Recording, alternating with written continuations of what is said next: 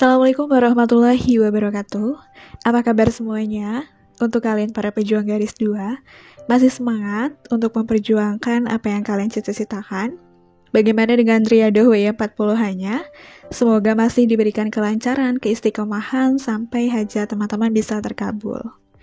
Alhamdulillah wa syukurillah, aku dalam keadaan sehat walafiat. Aku berdoa semoga teman-teman juga dalam keadaan yang sama denganku, tiada kekurangan suatu apapun, dan selalu dalam lindungan Allah Subhanahu wa Ta'ala.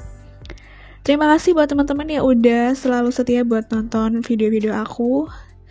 Jangan lupa untuk klik tombol subscribe-nya dulu, nyalain lonceng notifikasinya juga, supaya teman-teman gak ketinggalan setiap aku upload video. Pada video kali ini, aku mau sharing tentang banyak dari teman-teman yang DM aku soal kenapa ya kak, aku udah ngamalin W40H maupun W30H, tapi aku nggak kunjung hamil. Ini udah hari kesekian, tapi kenapa tes PEKku masih garisnya 1, atau aku masih datang bulan. Aku sedih banget nih kak. Banyak banget teman-teman yang DM kayak gitu, baik di Instagram maupun teman-teman yang komen di YouTube channel aku. Nah, aku sekarang mau bahas dulu nih, kenapa ya kok bisa kayak gitu.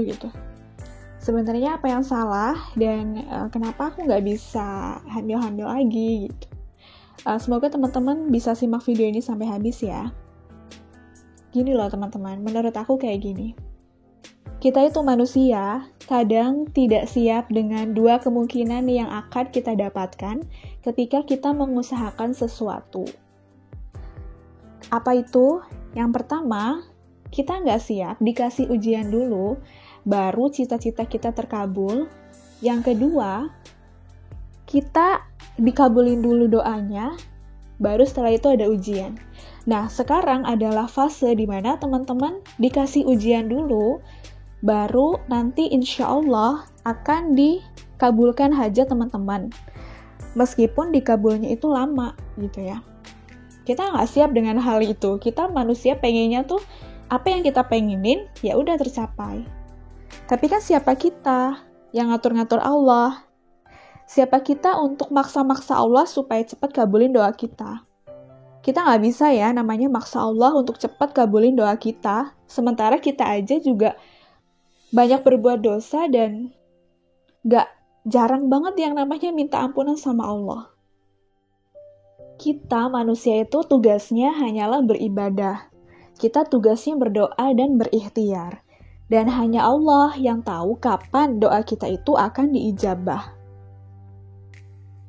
Jadi teman-teman gak bisa yang namanya maksa-maksa, ataupun gak bisa namanya hari ini aku berdoa pengen punya anak, besok tes PEKku langsung garis 2, itu gak bisa. Karena semuanya pasti berproses. Mie aja yang katanya instan juga harus tetap direbus kan buat dimakan. Jadi ini mungkin ujian buat teman-teman sebelum Allah kabulin hajat teman-teman.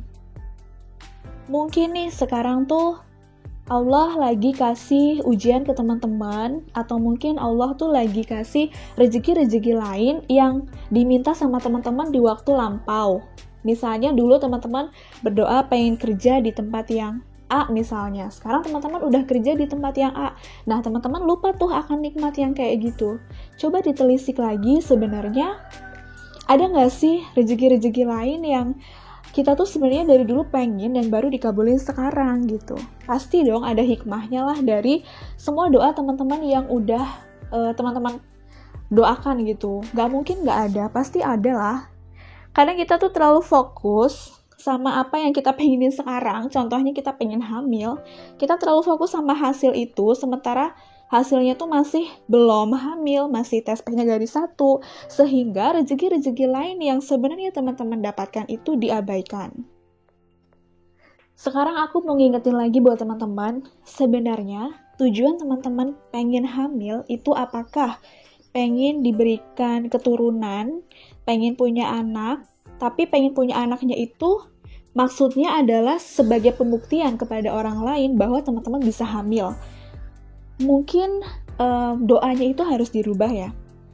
Kadang kan kita kayak udah stres kan ngadepin gunjingan sana sini yang bilang kita belum hamil, kita mandul, kita nggak dapet anak. Nah, kadang dalam diri kita tuh kayak aku tuh pengen hamil supaya orang tuh tahu aku tuh bisa hamil gitu. Coba mungkin gak sih ada niat-niat kayak gitu. Coba doanya tuh diubah. Kalau dulu aku doanya tuh kayak cuma pengen punya anak. Menurut aku tuh salah ya ternyata. Jadi akhirnya aku rubah doanya menjadi, ya Allah, aku pengen punya anak, pengen punya keturunan yang soleh-soleha, tiada kekurangan suatu apapun. Semoga dengan hadirnya anak ini, keluargaku, aku dan suamiku bisa menjadi orang tua yang baik. Semoga dengan datangnya anak ini bisa memberikan hikmah, hidayah, bisa membuat kita itu sebagai orang tuanya menjadi hamba yang lebih taat lagi kepadamu. Aku selalu doa kayak gitu, aku tambahin pada saat promilku terakhir. Jadi mungkin ya nih teman-teman pengen hamil tuh hanya sebagai pengakuan aja. Pengen hamil cuma buat dipamerin ke orang kalau kita bisa hamil, kita nggak mandul. Coba doanya tuh dirubah. Aku pengen ya Allah dengan hadirnya anak ini, aku sama suamiku tuh makin taat kepada Engkau. Anak ini bisa membawa aku menjadi lebih baik dalam beribadah kepada Engkau dan lebih banyak bersyukur kepada Engkau. Coba mulai sekarang doanya teman-teman itu dirubah atau ditambahin. Seperti yang aku bilang tadi ya, ingin mendapatkan anak yang soleh-soleha, sehat sempurna, tidak kekurangan suatu apapun, dan dengan datangnya anak ini bisa membawa aku dan suamiku menjadi orang yang lebih taat lagi kepadamu. Makanya nih ya, dari awal kita berdoa gitu, itu harus dibenerin dulu, jangan sampai salah doa. Kita pengen mintanya A, ya udah Allah kasih A, ternyata ternyata tuh gak sesuai sama doa atau keinginan kita gitu. Jadi menurut aku dirubah dulu doanya. Insya Allah ya, Allah itu kan maha tahu ya apa yang ada di dalam hati kita. Sebenarnya bener gak sih niatnya pengen hamil tuh emang beneran pengen punya anak? Emang pengen ngedidik anak jadi lebih baik, atau pengen diri kita jadi lebih baik, atau hanya sebagai sebuah pengakuan atau pembuktian buat mertua kita, orang tua kita, saudara, tetangga, teman-teman kita. Coba ditelisik dalam hati teman-teman. Allah itu maha tahu loh yang ada di dalam hati kita ya. Allah tuh gak bisa dibohongin. Dan aku pengen teman-teman untuk jangan menutup rezeki-rezeki lain yang udah Allah kasih buat teman-teman. Syukuri aja apa yang sekarang teman-teman dapetin, pekerjaan yang bagus, suami yang soleh, keluarga yang harmonis, orang tua yang selalu mensupport kita, mertua yang baik sama kita. Hal-hal sepele yang kayak gitu adalah rezeki-rezeki yang orang lain bisa jadi nggak bisa dapetin. Sekarang itu adalah rezeki yang teman-teman dapetin. Harus disyukuri ya. Tugas kita itu cuma ibadah. Masalah dikabul atau enggak doa-doa kita itu udah ranahnya Allah. Intinya kita nggak bisa maksa. Makanya aku bilang di promil-promilku, video-video sebelumnya, doanya jangan maksa. Jadi kayak ya udah pasrah aja sama Allah. Terus ujian juga harus disyukuri ya. Hajat dikabul juga disyukuri. Jadi semua apapun yang ada dalam hidup kita, terjadi dalam hidup kita itu, kita harus belajar bersyukur, banyak-banyak bersyukur bahwa Allah masih kasih ujian, artinya Allah tuh masih sayang sama kita.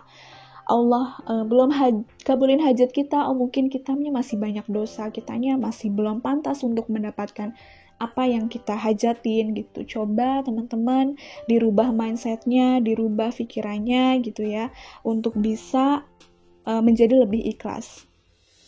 Karena di dunia ini tuh gak ada yang gak mungkin selama Allah itu masih ada dalam genggaman hati kita. Kuasa Allah itu sangat luar biasa. Jadi buat teman-teman pejuang garis 2, aku harap teman-teman masih semangat meskipun hajatnya itu belum terkabul.